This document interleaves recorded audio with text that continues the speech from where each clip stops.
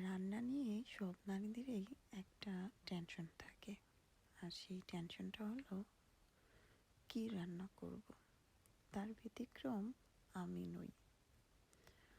আজকে কি রান্না করব, কালকে কি রান্না করব, সেই টেনশনই মাথা ধরে থাকে।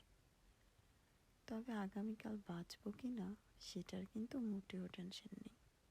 কিন্তু পরিবারের টেনশন, যে পরিবারকে আগামীকাল কি রান্না করে দেব। যাই হোক, বলতে বলতে আমি এখানে 2 প্যাকেট মাছ দেখিয়ে নিলাম। এখানে 2 প্যাকেটের মাছের মধ্যে 2টাই ইলিশ মাছ। একটা ইলিশ 25 পাউন্ড, 2টা কিনলে 35 পাউন্ড।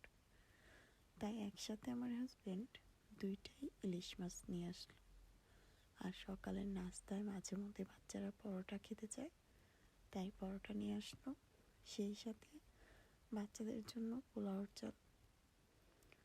তা আজকে রান্না হবে একটু স্পেশাল কিছু। এখানে আছে ইলিশ মাছ ভাজা। আর আমি একটু স্পেশাল করি, ইলিশ মাছটা ভাজা করি যেন আগে থেকে মাছটা ভাজা থাকলেও পরে কেউ যেন বুঝতেই না পারে যে এই মাছটা আগেই ভেজে রেখেছি। আমি একটু টেকনিক অবলম্বন করেই মাছগুলোকে আগেই ভেজে রাখি। আর যে যখন খায় তখন সে গরম করলেই মনে হবে যে এখনই ভেজে দিয়েছি।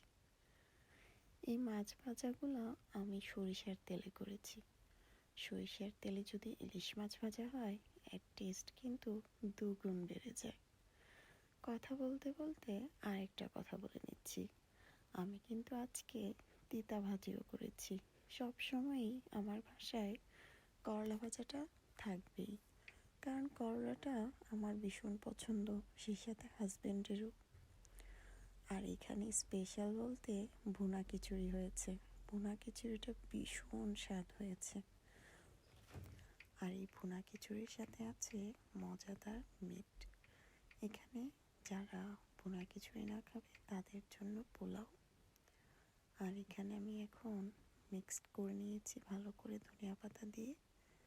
এখন একটু হালকা বসিয়ে রাখবো তাপের মধ্যে।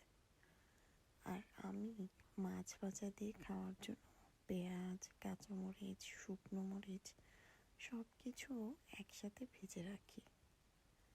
যেই তেলে আমি মাছটা ভাজা করি সেই তেলেই এই পেঁয়াজগুলো ভেজে রাখি। এইভাবে ভাতের সাথে খিচুড়ির সাথে খেতে ভীষণ মজা হয়। আর স্পেশাল খিচুড়ির সাথে তো স্পেশাল হাঁসের মাংস হতে হবে, তাই হাঁসের মাংস এখানে শুকনো শুকনো ভুনা করা হয়েছে। আর পেঁয়াজ ভাজাগুলো এইরকম হলেই তুলে নিব। সেই সাথে সালাদ আর দই তো আছেই।